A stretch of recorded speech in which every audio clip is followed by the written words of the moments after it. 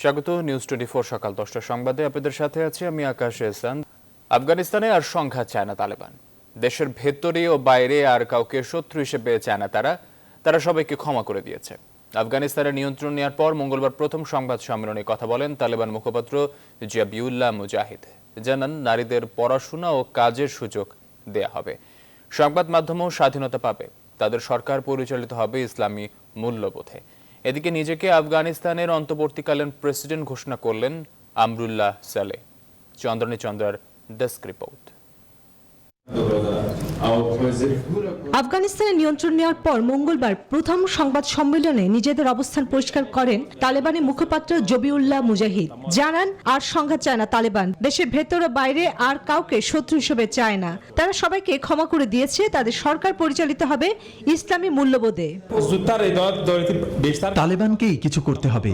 মানুষের নিরাপত্তা নিশ্চিতের জন্য আমাদের কাবুল প্রবেশ করতে হয়েছে। ক্ষমতা হস্তান্তরের প্রক্রিয়া যেন সুচারুভাবে সম্পন্ন করা যায় সেজন্য পরিকল্পনা ছিল কাবুলের প্রবেশদ্বারগুলো বন্ধ করে দেয়া, কিন্তু দুর্ভাগ্যজনকভাবে আগের সরকার একেবারেই অযোগ্য ছিল। তাদের নিরাপত্তা বাহিনী নিরাপত্তা নিশ্চিতে কিছুই করতে পারেনি। কাতারের রাজধানী দোহায় তালেবান দফতরের মুখপাত্র হিসেবে সুহাইল শাহিন দায়িত্ব পালন করছেন। ব্রিটিশ সংবাদ মাধ্যমকে দেয়া সাক্ষাৎকারে জানিয়েছেন, তালেবানের আমলে আফগানিস্তানের নারীদের জন্য বোরখা পরা বাধ্যতামূলক নয়, বাইরে বের হওয়ার সময় তাদের হিজাব পরলেই চলবে, নারীদের পড়াশোনা ও কাজের সুযোগ দেওয়া হবে, সংবাদ মাধ্যমেও স্বাধীনতা পাবে। আশরাফ ঘানির অনুপস্থিতিতে সাবেক ভাইস প্রেসিডেন্ট আমিরুল্লাহ সালেহ নিজেকে আফগানিস্তানের অন্তর্বর্তীকালীন প্রেসিডেন্ট ঘোষণা করেছেন। এক টুইট বার্তায় এই ঘোষণা দেন। সাবেক এই ভাইস প্রেসিডেন্ট লেখেন, আফগানিস্তানের সংবিধান অনুযায়ী প্রেসিডেন্টের অনুপস্থিতি, পালিয়ে যাওয়া, পদত্যাগ করা কিংবা নিহত হলে প্রথম ভাইস প্রেসিডেন্ট অন্তর্বর্তীকালীন প্রেসিডেন্ট হবেন। বর্তমানে দেশে রয়েছেন তিনি। তালেবানরা নিয়ন্ত্রণ নেওয়ার পরের দিন থেকে কাবুলের রাস্তায় নারীদের উপস্থিতি দেখা যায়নি। এক শিক্ষার্থী কাবুল থেকে ভিডিও বার্তায় জানিয়েছেন এমনটা। তালেবানের জয়ে বিপদে পড়ে গেছে মার্কিন প্রেসিডেন্ট জো বাইডেন। শুধু বিরোধী রিপাবলিকান পার্টি নয়, তার নিজের দলের সদস্যরাও জানতে চাইছেন কিভাবে তালেবান বাহিনী এত দ্রুত কাবুল দখল করে নিল। এক সপ্তাহ আগে তিনি আশ্বাস দিয়েছিলেন অবস্থা নিয়ন্ত্রণে রয়েছে। চন্দ্রানী চন্দ্রা, নিউজ 24। দর্শক, এই মুহূর্তে যুক্তরাষ্ট্র থেকে আমাদের সঙ্গে সরাসরি যুক্ত হচ্ছেন কেন্ট স্টেট ইউনিভার্সিটির পিএইচডি গবেষক হারুনুর রশিদ। জনাব হারুনুর রশিদ, আপনাকে স্বাগত জানাচ্ছি আমাদের অনুষ্ঠানে। আমরা এই মুহূর্তে আপনার কাছ থেকে জানতে চাচ্ছি, খুব অল্প সময় আফগান দখলে নিল তালেবানরা, তাদের এই উত্থানকে কিভাবে মূল্যায়ন করবেন আপনি আমাদের জানাবেন বিস্তারিত। ধন্যবাদ আপনাকে। হ্যাঁ, তালেবান আপনি যেটা বলছিলেন যে খুব অল্প সময়ের মধ্যে যে দখলে নিল, এবং এই বিষয়টা হচ্ছে যে একটা বিষয় হলো যে তাদের নিজেদের মধ্যে থেকে এক ধরনের এর আগে যখন তারা ক্ষমতায় ছিল, তারপর কিন্তু এইবারের পরিস্থিতি কিন্তু একটু সত্যিই আমি বলবো যে ভিন্ন রকম।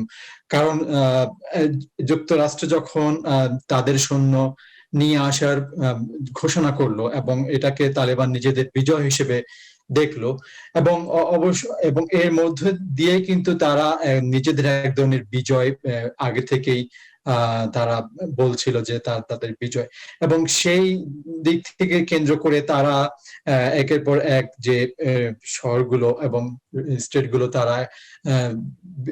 তারা দখল করে নিল।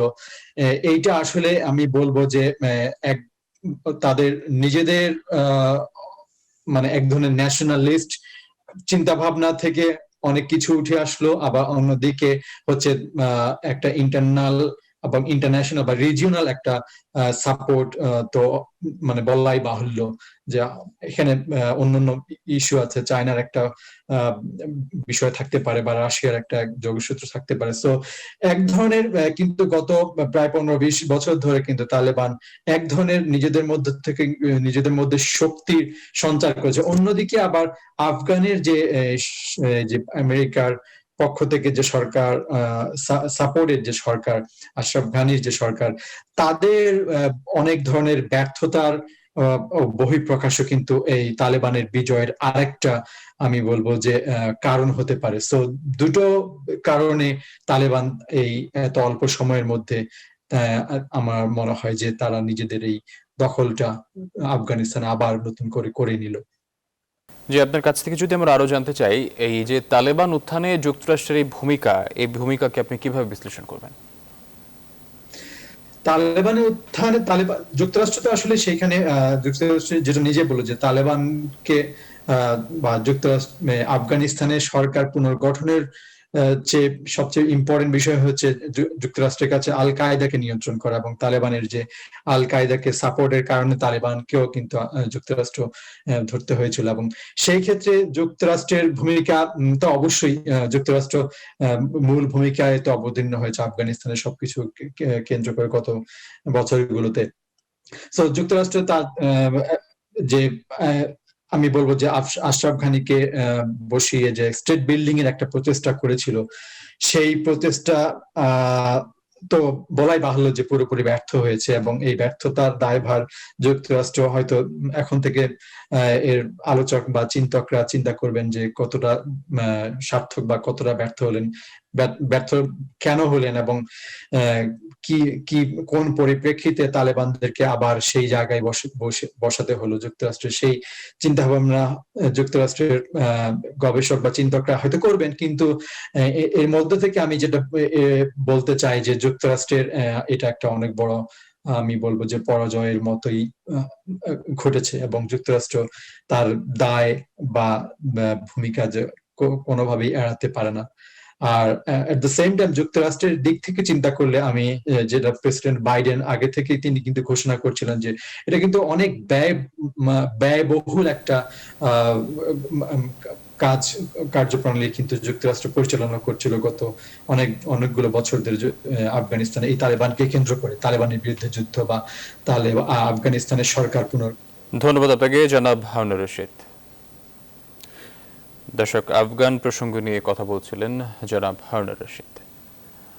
আফগানিস্তান ইস্যুতে অন্যান্য দেশের পদক্ষেপ গভীরভাবে পর্যবেক্ষণ করছে বাংলাদেশ। মঙ্গলবার রাজধানীতে ফরেন সার্ভিস একাডেমি আয়োজিত জাতীয় শোক দিবসের আলোচনা সভা শেষে সাংবাদিকদের সঙ্গে আলাপকালে পররাষ্ট্রমন্ত্রী ডক্টর এ.কে আব্দুল মোমেন এসব কথা জানান। তিনি আরো বলেন, যুক্তরাষ্ট্র সুপারিশ করলেও আফগানিস্তানের কিছু শরণার্থীকে আশ্রয় দেওয়ার মতো পরিস্থিতিতে নেই বাংলাদেশ।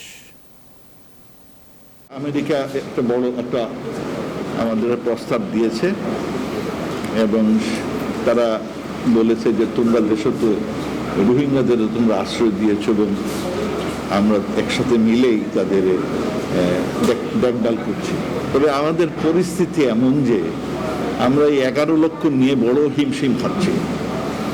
আমাদের দেশের এমন পরিস্থিতি নাই যে আমরা আর কোনো লোককে আশ্রয় দিতে পারি, ইভেন স্বল্পকালীন সময়ের জন্য। তো আমরা আপনাদের এই প্রস্তাবটা গ্রহণ করতে পারব। বাংলাদেশে আবার পর এবার মিয়ানমার থেকে চট্টগ্রাম হয়ে বাংলাদেশে ছড়িয়ে পড়ছে আরেক প্রাণঘাতী ভয়ঙ্কর মাদক আইস। নানা কৌশলে কোনো সময় ইয়াবা, আবার কোনো সময় আইস বহনে জড়িয়ে পড়েছে উঠতি বয়সের তরুণ তরুণী থেকে বিভিন্ন বয়সের শিশুরাও। র্যাব, পুলিশ ও মাদকদ্রব্য নিয়ন্ত্রণ অধিদপ্তরের কর্মকর্তাদের হাতে কোনো সময় ধরা পড়লেও বেশিরভাগ চালান হাত বদলে ছড়িয়ে পড়ছে পুরো দেশে। মাঝে মধ্যে বহনকারীর আটক হলেও ধরাছোঁয়ার বাইরে থাকছেন গডফাদাররা।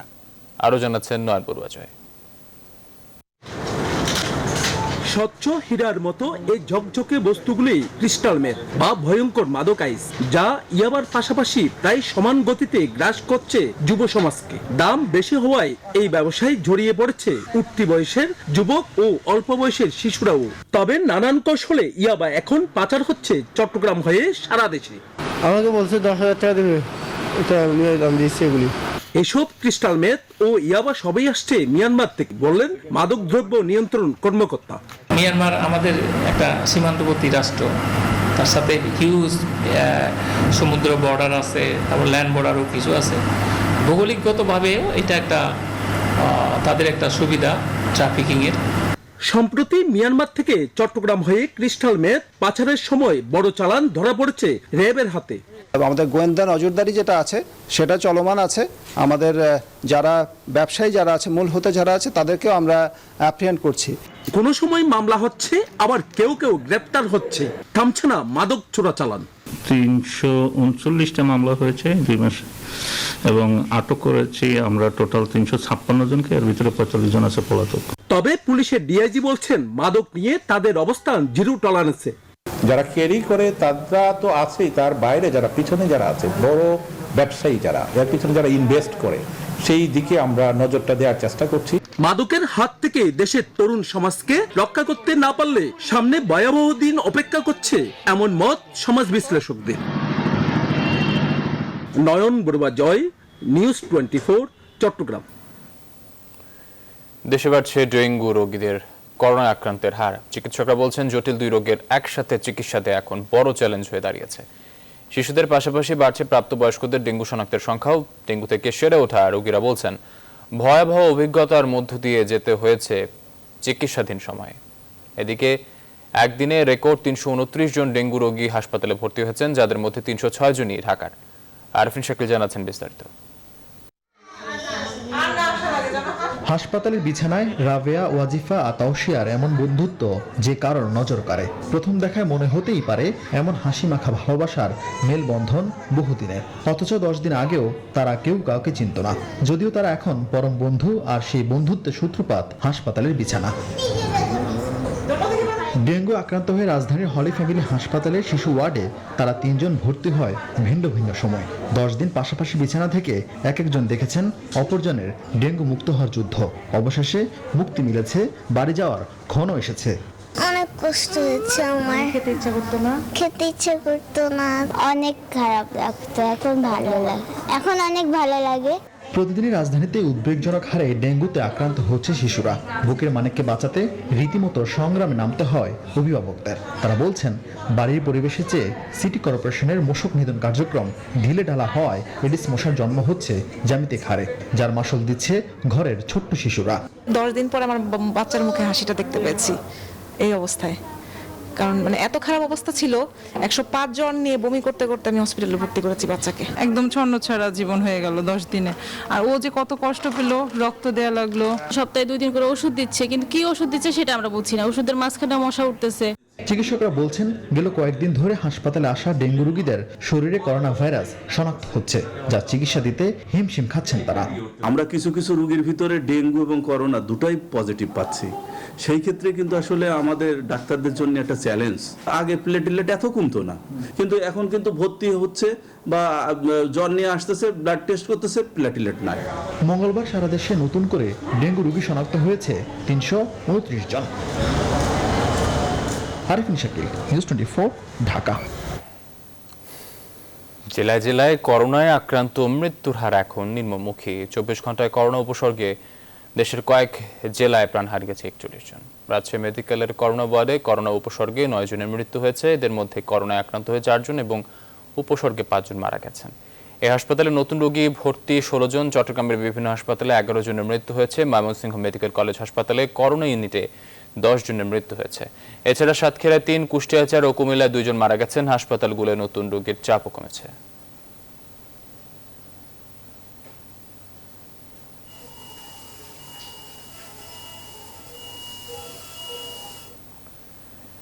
যশোর থেকে যুক্ত হচ্ছেন সহকর্মী রিপন হোসেন। রিপন, সীমান্ত জেলায় করোনা পরিস্থিতি এই মুহূর্তে এখন কেমন দেখছেন, আমাদের বিস্তারিত জানাবেন।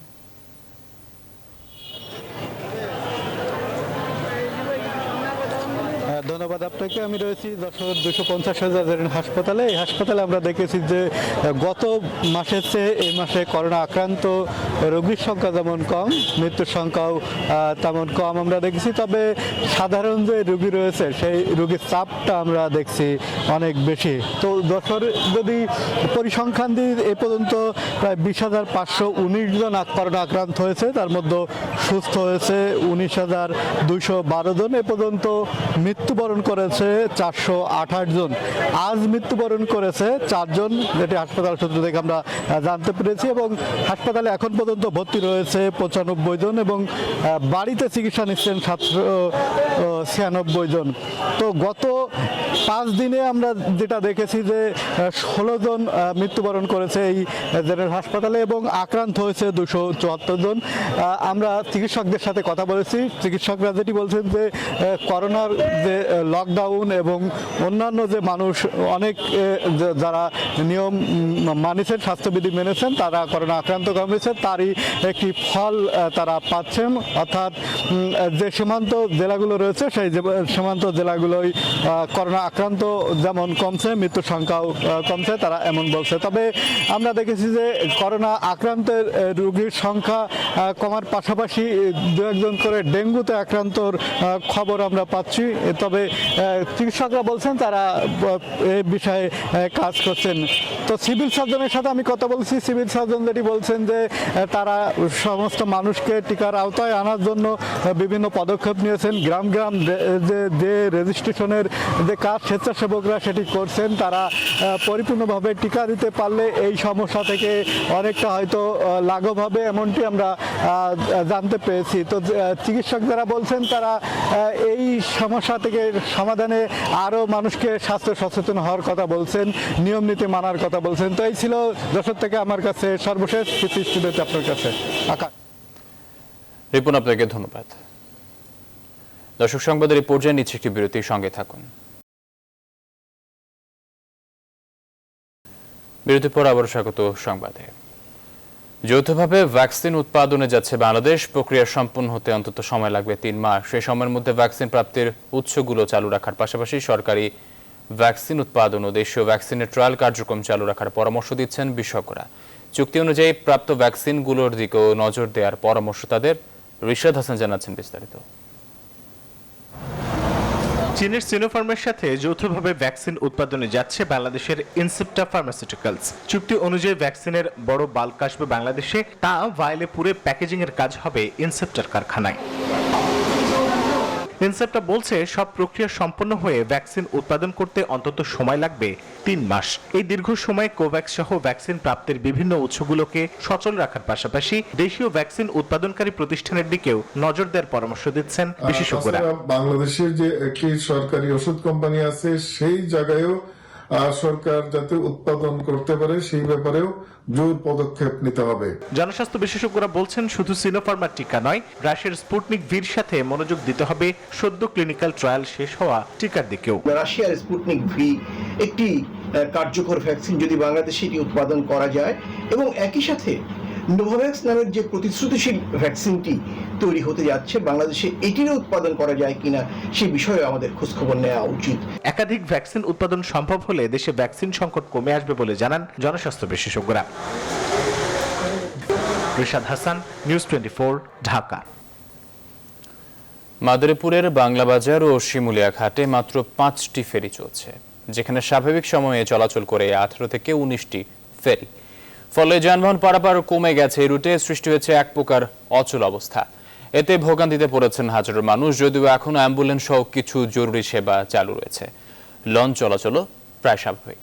তবে যানবাহনের চাপ বেড়েছে পাটুরিয়া দৌলদিয়া রুটে। বেলাল রিজভির তথ্য ছবিতে ডেস্ক রিপোর্ট। গেল কয়েকদিন থেকে পদ্মা নদীতে বইছে তীব্র স্রোত। পানি বাড়ার সাথে সাথে বেড়েছে স্রোতের গতিবেগও। তীব্র স্রোতে নিয়ন্ত্রণ হারিয়ে অন্তত 4 বার পদ্মা সেতুর পিলারে ধাক্কা লাগে ফেরির। এ কারণে গেল শুক্রবার থেকে রাতের বেলায় ফেরি চলাচল বন্ধ করে দেয় কর্তৃপক্ষ। এতে বাংলাবাজার ঘাট এলাকায় সৃষ্টি হয়েছে অচল অবস্থা। জরুরি সেবার জন্য 18-19টির পরিবর্তে মাত্র 5টি ফেরি চলাচল করছে। ঘাটে যারা আসছেন তারা পড়ছেন ভোগান্তির মুখে। কর্তৃপক্ষ তাদের ভিন্ন রুট ব্যবহারের পরামর্শ দিয়েছেন। একটা ক্যাব নিয়ে যদি 2-3 দিন লাগে তাহলে আমরা কি করে খাবো? এখানে আসছি 2 ঘন্টা দাঁড়া রয়েছি, ফেরিতে উঠতে পারি না। আমি বরিশাল থেকে আসছি, আমি ঢাকাতে যাব, কিন্তু এখানে ফেরি বন্ধ করে এখন আরিচায় ঘুরে যেতে হবে আমাকে। 2-3টা গাড়ি ছিল, আমাদের গাড়িটা অ্যাম্বুলেন্স দেখো, আমাদের গাড়িটা উঠাইনি। পদ্মা নদীতে অস্বাভাবিকভাবে পানি বাড়তে থাকায় স্রোতের তীব্রতায় ফেরিতে পদ্মা পাড়ি দিতে দীর্ঘ সময় লাগে, বলছেন বিআইডব্লিউটিসির ম্যানেজার। নদীতে পানি বৃদ্ধি পেয়েছে, স্রোত বৃদ্ধি পেয়েছে। পারাপারের জন্য যারা আসছেন আমরা রোগীবাহী অ্যাম্বুলেন্স, ডেড বডিবাহী গাড়ি অগ্রাধিকার ভিত্তিতে পারাপার করছি। বাংলাবাজার শিমুলিয়া ঘাটের রুট দক্ষিণ ও দক্ষিণ পশ্চিমাঞ্চলের 21 জেলার যাত্রী ও পণ্য পারাপারের জন্য ব্যবহার হয়।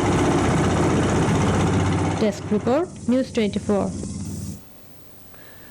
রাজবাড়ী থেকে যুক্ত হচ্ছেন সহকর্মী শফিকুল ইসলাম শামীম। দৌলদিয়া ঘাটে যানবাহনের চাপ কেমন এবং পদ্মা স্রোতে ফেরি চলাচল ব্যাহত হচ্ছে কিনা বিস্তারিত জানাবেন।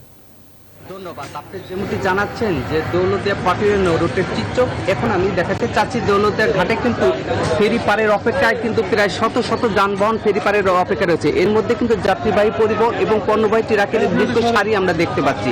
বিআইডব্লিউটিসির কর্তৃপক্ষ আমাদেরকে জানিয়েছেন দৌলতদিয়া পাটুরিয়া রুটে পানি বৃদ্ধি পাওয়ার কারণে তীব্র স্রোত, আর তীব্র স্রোতের কারণে কিন্তু প্রায় দ্বিগুণ সময় লাগছে এই নৌ রুটে ফেরি পারাপার হতে, যে কারণেই কিন্তু যাত্রীবাহী নৌ ফেরি চলাচল করতে বিঘ্ন হচ্ছে। প্রতিটি ফেরির দ্বিগুণ সময় লাগার কারণে কিন্তু অনেক সময় নিয়ে দৌলতদিয়া ঘাট থেকে কিন্তু পাটুরিয়া ঘাটে যাচ্ছে। তো বিআইডব্লিউটি এর কর্তৃপক্ষ আমাদেরকে আরেকটি বিষয় জানিয়েছেন যে এই নৌরুটি কিন্তু বর্তমান 17টি ফেরি চলাচল করছে। এর মধ্যে 9টি রোরো বড় ফেরি এবং 8টি কিন্তু ছোট ফেরি চলাচল করছে, যে কারণে কিন্তু যানবাহন পারাপার করে একটু সুবিধা হচ্ছে। এদিকে বাংলা বাজার ও শিমুলিয়া নৌরুটে ফেরি চলাচল সীমিত করার কারণে সেই চাপটি কিন্তু দৌলতদিয়া ঘাটে পড়েছে। সব মিলে কিন্তু দৌলতদিয়া ঘাটে গত 2 দিন যাবৎ কি যাত্রীবাহী পরিবহন ও পণ্যবাহী ট্রাকের দীর্ঘ সারি আমরা দেখতে পাচ্ছি। বিআরডব্লিউটি কর্তৃপক্ষ বলেন এখানে কিন্তু আরো 2টি ফেরি বাড়ালে কিন্তু এই নৌরুটে কিন্তু স্বাভাবিকভাবে যানবাহন চলাচল করতে পারবে। সব মিলে দৌলতদিয়া ঘাট ব্যবহার করে যারা ফেরি পারাপার হচ্ছেন তারা কিন্তু নানা প্রকার দুর্ভোগ স্বীকার করেই ফেরি পারাপার হচ্ছে। এই ছিল ফেরিঘাটের সর্বশেষ সময়। আমি এখন ফিরে যাচ্ছি স্টুডিওতে। শামীম, আপনাকে ধন্যবাদ। দর্শক, রাজবাড়ী থেকে যুক্ত ছিলেন সহকর্মী শামীম। সংবাদে নিচ্ছি আরও একটি বিরতি, সঙ্গে থাকুন। বিরতির পর আবারও স্বাগত সংবাদে। হাইতিতে ভূমিকম্পে 12 লাখ মানুষ ক্ষতিগ্রস্ত হয়েছে বলে জানিয়েছে ইউনিসেফ। গেল শনিবার 7.2 মাত্রার ভূমিকম্পে শতাধিক মানুষ নিহত হওয়ার পর থেকে শত শত শিশু চিকিৎসা নিচ্ছে। হাসপাতালে কর্মীরা বলছেন তারা যথাসাধ্য চেষ্টা করছেন, কিন্তু সব রোগী সঙ্গে মানিয়ে নিতে পারছেন না। জাতিসংঘের শিশু সংস্থা ইউনিসেফ অনুমান করছে হাইতিতে কমপক্ষে 5,40,000 শিশু ক্ষতিগ্রস্ত, যা মোট দুর্যোগে ক্ষতিগ্রস্ত মানুষের সংখ্যার প্রায় অর্ধেক। ভয়াবহ ভূমিকম্প আঘাত হানার পর হাইতিতে এখন পর্যন্ত 1,419 জনের মৃত্যুর খবর মিলেছে। এখনও নিখোঁজ প্রায় অনেকেই।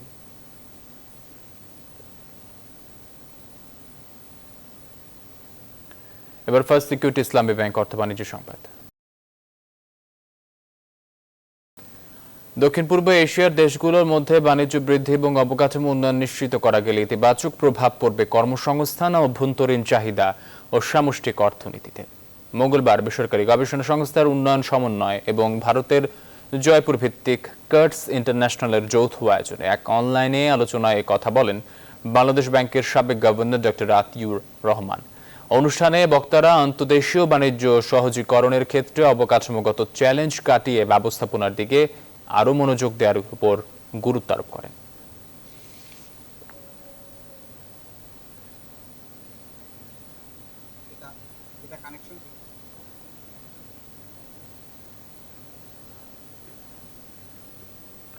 সংবাদে নিচ্ছে আরও একটি বিরতির সঙ্গে থাকুন।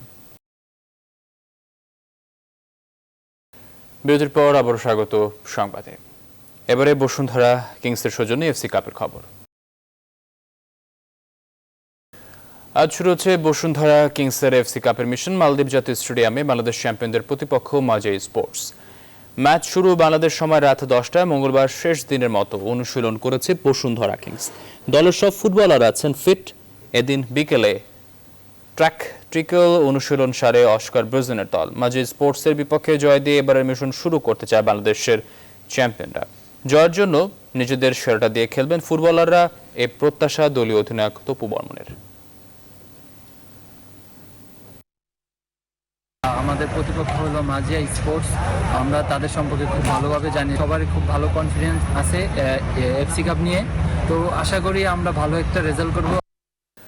সংবাদ শেষ করব ফুল উৎসবের খবর দিয়ে। লিথুয়ানিয়ার রাজধানী ভিলনিয়াস থেকে 164 কিলোমিটার দূরে ম্যানোর পাকুওজিসে আয়োজন করা হয়েছে ফুল উৎসবের। উইলিয়াম শেক্সপিয়ারের মিউজিয়ামের নাইটস ড্রিমের আদলে সাজানো হয়েছে উৎসব। বিস্তারিত জানাচ্ছেন চন্দ্রনী চন্দ্রা।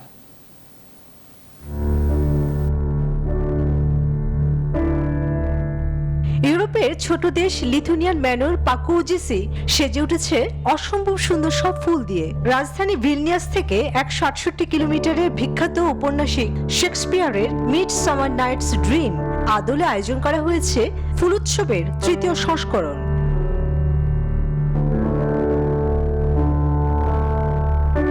স্থানীয় শিল্পীদের ডিজাইন করা এসব ফুলের প্রদর্শন উপভোগ করতে প্রচুর স্থানীয় দর্শকরা উপস্থিত হয়েছেন। 2019 সাল থেকে এই ফুল উৎসবটি চালু হয়, যা 19 শতকের সময়ে বাল্টিকে অন্তর্ভুক্ত দেশগুলোতে আয়োজিত অন্যতম সাংস্কৃতিক অনুষ্ঠানের মধ্যে এটি একটি।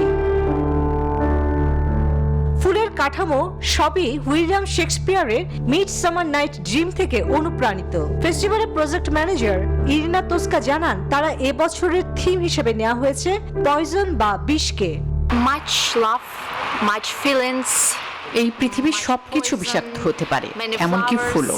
বিষাক্ত ফুল দিয়ে ঘেরা এই মিড সামার নাইটস ড্রিমসে শেক্সপিয়ারের অন্যতম চরিত্রগুলো তুলে ধরা হয়েছে।